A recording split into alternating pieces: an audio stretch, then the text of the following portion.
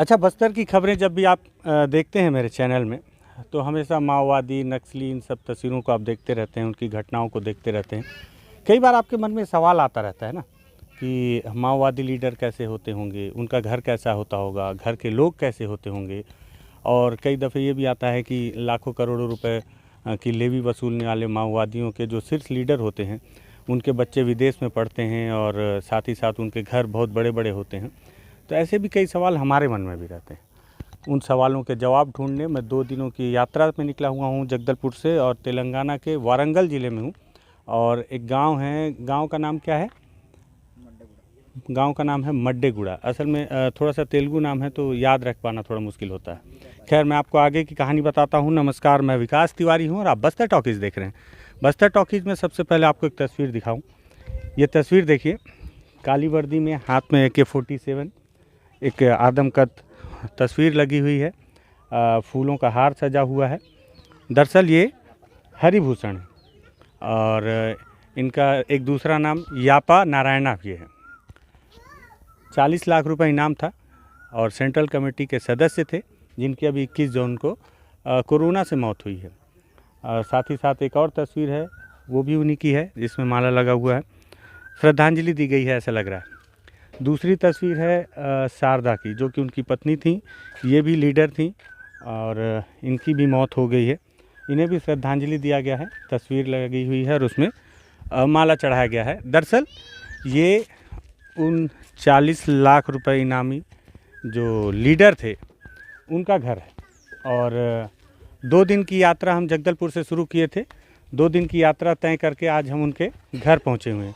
घर पहुँचे तो देखे कि एक बांस की बाउंड्री वाल नुमा जो बाड़ी है वो बनी हुई है, जिसमें दोनों ओर ये तस्वीर लगी हुई है। तस्वीर में फूल माला चढ़ाए गए हैं, जिससे ये समझ में आ रहा है कि श्रद्धांजलि दी गई है। और जब उनके घर पे हम पहुँचे हुए हैं तो देख रहे हैं कि घर में कुछ लोग इकट्ठे बैठे हुए हैं और इसमें जो उनके परिवार के लोग हैं, जो उनके नात रिश्तेदार हैं, वो सभी लोग आए हैं। और यहाँ पे भी परिवार के लोग हैं जो जब किसी घर में मौत हो जाती है तो जो गमगीन माहौल होता है, ठीक वैसा ही माहौल यहाँ पर भी है। घर में एक छोटा सा बरामदा है, बरामदे में दोनों की तस्वीर लगी हुई है यहाँ पर, जिसमें हरिभूषण और उनकी पत्नी है शारदा। तस्वीर में माला चढ़ा हुआ है और श्रद्धांजलि दी गई है यहाँ पे भी, और लगातार रिश्तेदार यहाँ पे पहुँच रहे हैं। उनकी बहन है यहाँ पे, जिनसे हमारी आने पर मुलाकात हुई, और साथ ही साथ उनके और भी परिवार हैं। बताया जा रहा है कि हरिभूषण के परिवार में कुल 7 लोग थे, जिसमें 4 भाई और 3 बहनें, जिसमें से कि जो सबसे बड़े वाले भाई थे वो टीचर थे, लेकिन उनकी डेथ हो गई और अब हरिभूषण की भी मौत हो गई है। अब उनके 2 भाई और 3 बहनें यहाँ पे हैं। तो ये उनका एक छोटा सा घर है। अभी हम घर के अंदर जब घुसे थे तो हमने देखा कि एक छोटा सा घर, 1 कमरे का, बस यही है जो भी है, मतलब प्रॉपर्टी के नाम पे। जिस तरह से एक बातचीत हमेशा चलती है कि जो बड़े स्तर के जो लीडर होते हैं और जिस तरह से लेवी वसूली होती है तो बड़े बड़े बंगले बनाए जाते हैं, तो यहाँ आकर कम से कम मेरा एक भ्रम टूटा है। एक बहुत छोटा सा घर है और इसी घर में पूरा परिवार रहता है। उनके पिताजी भी रहते हैं यहीं पे, उनकी बहनें रहती हैं, ये उनके पिताजी हैं जो यहाँ पे बैठे हुए हैं, और सारे रिश्तेदार आ रहे हैं। यहाँ एक छोटी सी समस्या हमारे साथ ये है कि मुझे तेलुगु नहीं आती, तो तेलुगु नहीं आती है और यहाँ पे किसी को हिंदी नहीं आती। तो ये था कि बातचीत की जाए थोड़ा सा इनके परिवार वालों से, तो हमने हमारे एक मित्र हैं उनसे मदद मांगी है। थोड़ा सा सामने आ जाएं आप, तो मेरे दर्शक आपको भी देख पाएंगे। मैं चाहूँगा कि कुछ सवाल जो है आप हरिभूषण की जो बहन है उनसे आप पूछें। थोड़ा आप इनसे ये पूछें तेलुगु में, और आप मुझे हिंदी में ट्रांसलेट करेंगे कि आखिर कुछ नाराज़गी थी कि जानकारी नहीं मिल पाई मौत की, क्या पूरा मामला था, थोड़ा सा आप पूछें इनसे तेलुगु में। మేడం మీ బ్రదర్ ఎక్స్పైర్డ్ అయినట్టుగా మీకు ఇన్ఫర్మేషన్ రాలేదని మీకు కొంచెం అసంతృప్తిగా మీరు ఉన్నారని తెలిసి వచ్చింది, దాని గురించి ఏం మాట్లాడుతున్నారు? 21 నుంచి పేపర్ స్టేట్మెంట్స్ ఇస్తున్నారు, కాకపోతే అది నిజం కాదు కావచ్చని మేము అనుకున్నాం. 21, 22, 23 వరకు పేపర్ స్టేట్మెంట్స్ వచ్చినాయి, అయినా మేము నమ్మలేదు. ఎందుకంటే 40 డిక్లేర్ చేస్తేనే నమ్మాలి, ఎందుకంటే ఇలాంటి అప్పుడప్పుడు జరుగుతూనే ఉంటాయి. అందుకే 24th డిక్లేర్ చేసింది, అప్పుడే మా అన్నయ్య డైడ్ అయ్యాడని కన్ఫర్మ్ చేసుకున్నాం. उनका ये कहना है कि जिस पार्टी के लिए उन्होंने इतना लंबे समय तक काम किया है, जब उनकी मौत होती है पार्टी के द्वारा इनको किसी भी तरह की खबर नहीं दी जाती है. 21 को जब खबर वायरल होती है तब तक इनके पास कोई अधिकृत जानकारी इनके पास होती नहीं है और ये उनकी मौत के बात पर यकीन करते नहीं.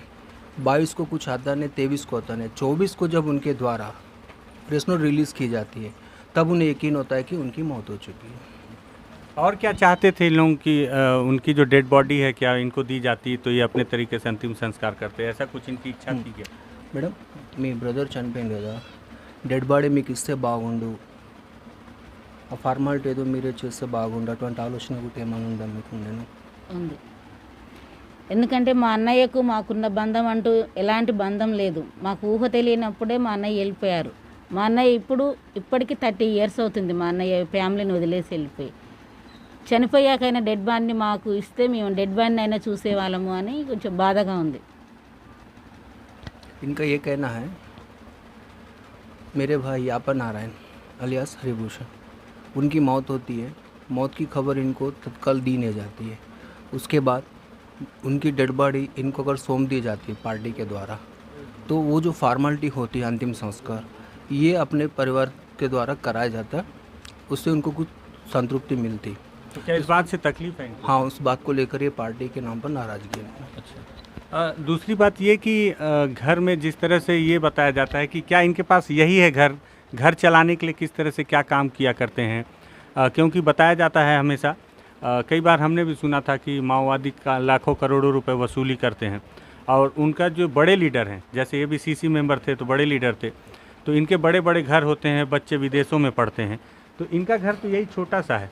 तो और कोई प्रॉपर्टी है या और वो क्या घर में पैसा देते थे या घर आते थे, इस तरह के कुछ सवाल पूछिए. మేడం నక్సల్ లీడర్స్ ఓ పెద్ద స్థాయికి వెళ్ళిన తర్వాత పెద్ద మొత్తాన అమౌంట్ వీళ్ళు కలెక్షన్ చేస్తారు ఇన్లీగల్లీ. ఆ కలెక్షన్ చేసిన అమౌంట్తో ప్రాపర్టీ డెవలప్ చేసుకోవడము, బిల్డింగ్స్ కట్టుకోవడము, ల్యాండ్స్ పెంచుకోవడము, ఇటువంటి పనులలో ఆ అమౌంట్ ఇన్వెస్ట్ చేస్తారు అన్నట్టుగా టాక్ ఉంది.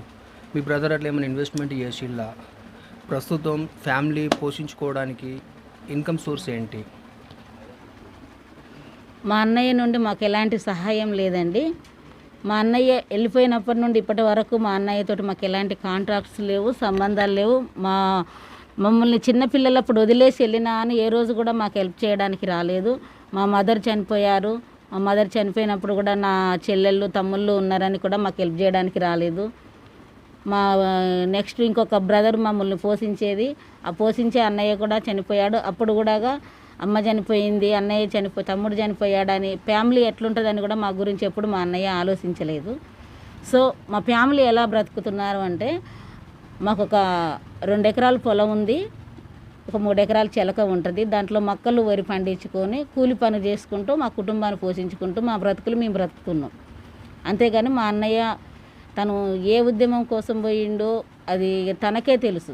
తనంత మమ్మల్ని వదిలేశాడు, ఇక పూర్తిగానే వదిలేసి వెళ్ళిపోయాడు. इनका कहना ये है इनके भाई जब से नक्सली संगठन में गए हैं तब से इनकी मृत्यु तक उनसे किसी भी तरह का इनका कोई संपर्क नहीं रहा और ना ही उनके द्वारा कभी किसी तरह का पैसे की सहायता दी गई है. और वर्तमान हालातों में घर का पोषण 5 एकड़ पैतृक खेती है जिसमें धान और भुट्टा जवारी बोकर जो है घर को चलाते हैं और कुछ एक संदर्भों में मजदूरी का कार्य में भी परिवार के सदस्य जाते हैं, वही घर का जीविका का साधन है. एक आखिरी सवाल ये पूछ लें इनसे कि क्या इन लोगों को मालूम था कि वो माओवादी संगठन में गए हैं, क्यों गए हैं, क्या करने गए हैं, माओवादी संगठन को किस तरह से देखते हैं इन लोग कि उनकी जो लड़ाई है क्या उससे ये लोग सहमत हैं कि जो माओवादी पार्टी जो लड़ रही है, और साथ ही साथ बस्तर में जिस तरह से कई हत्याएं भी होती हैं उसमें कई बार आरोप लगता है कि निर्दोष लोगों को भी मारा जाता है, क्या इन तक वो जानकारी मिलती है? अगर इनको जानकारी मिले कि कई गरीब लोगों को भी कई दफ़े मुखबिरी के आरोप में मार दिया जाता है, तो क्या ये समर्थन करेंगे उस बात का या उस लड़ाई की? మేడం నక్సలిజం బస్తర్లో ప్రస్తుతం ఉన్న పరిస్థితులను బట్టి అనాలంటే ఇన్నోసెంట్ పీపుల్స్ని కూడా కొన్ని సందర్భాలలో వాళ్ళు చంపుతున్నారు అన్నట్టుగా సమాచారాలు వస్తున్నాయి. దాన్ని మీరు ఏ విధంగా చూస్తున్నారు? మరి ఇలా ఈ రకంగా చంపితే మీరు పార్టీ సిద్ధాంతాలకు సపోర్ట్ చేస్తారా? మేము పార్టీ సిద్ధాంతాలను ఎప్పుడు సపోర్ట్ చేయలేదండి. మా అన్నయ్య ఎక్కడున్నా బాగుంటే చాలు అని మేము మా అన్నయ్య గురించి ఆలోచించాము తప్ప మేము పార్టీ గురించి మేము ఎప్పుడు ఆలోచించలేదు. ఇన్నోసెంట్ పీపుల్స్ చంపేస్తున్నారు అన్నట్టుగా ఇన్ఫర్మేషన్స్ వస్తున్నాయి. దాని విధంగా మీరు ఏమంటారు దానిపై? ఆ విషయం మాకు తెలియదండి.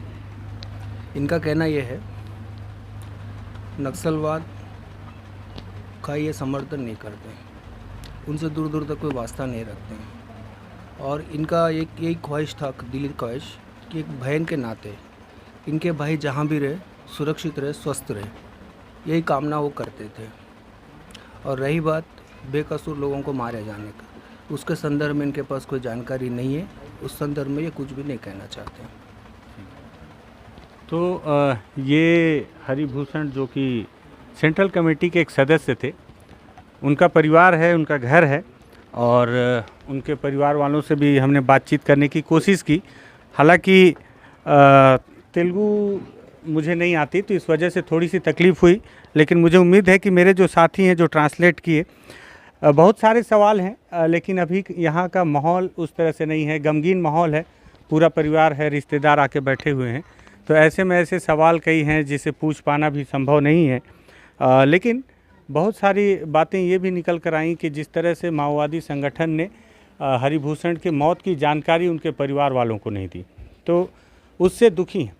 इन्हें लगा कि जब जिस पार्टी के लिए उनके भाई ने, इनके परिवार के सदस्य ने लगभग 30 से 35 साल दिए और जब उनकी मौत हुई तो उसकी जानकारी देना भी उन्होंने नागवार नहीं समझा.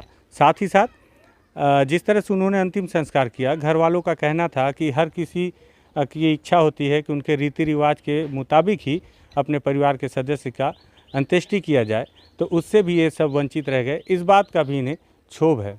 और जिस तरह से आपने सुना ही कि निर्दोष लोगों की हत्या के संबंध में जानकारी का अभाव की बात कही है उनकी बहन ने, और साथ ही साथ माओवादी संगठन से उनका कोई रिलेशन अब तक नहीं है. जब से हरिभूषण संगठन में गए थे कभी लौट कर नहीं आए और ना ही उनसे कोई संपर्क हो पाया था. और भी कई सवाल हैं माओवादी संगठन को लेकर, उनके परिवार को लेकर. फ़िलहाल इतने ही जानकारी यहाँ पे, और भी जानकारी इकट्ठी करने की हम कोशिश करेंगे. बस्तर से जुड़े, माओवाद से जुड़े संबंध में और कई अलग अलग मुद्दों पे हम इसी तरह से बातचीत करते रहेंगे. अगर आपको पसंद आए बातचीत तो आप बस्तर टॉकीज़ को सब्सक्राइब कर सकते हैं.